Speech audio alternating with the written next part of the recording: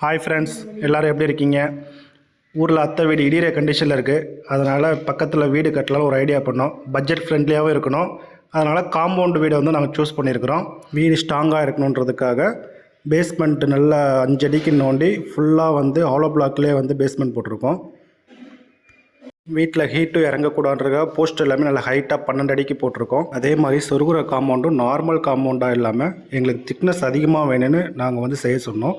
அவங்களும் நல்லா திக்னஸ் அதிகமாகவே செஞ்சு கொடுத்துருக்குறாங்க. இப்போ எல்லாமே வந்து காம்பவுண்டெல்லாம் சுருகியாச்சு. உள்ளே மணலும் கொட்டி திம்ஸும் போட ஆரம்பித்தாச்சு. வீடு சைஸுன்னு பார்த்தீங்கன்னா 39 அடி நீட்டு, அகலம் பார்த்திங்கன்னா 17 அடி. ஒரு பெட்ரூம், அதுக்கப்புறம் ஒரு பெரிய ஹாலு, அந்த ஹால்லேயே பார்த்திங்கன்னா ஓப்பன் கிச்சன், இந்த மாதிரி நாங்கள் ஐடியா பண்ணி கட்டியிருக்கிறோம்.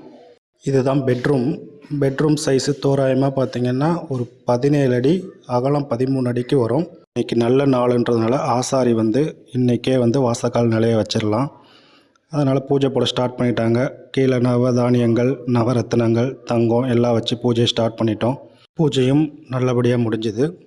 இதோட ஃபுல் வீடியோ எப்படி ஃபுல்லாக ஃபினிஷ்ட் ஆகிடுச்சின்னு சொல்லி நான் நெக்ஸ்ட் வீடியோவில் போடுறேன்.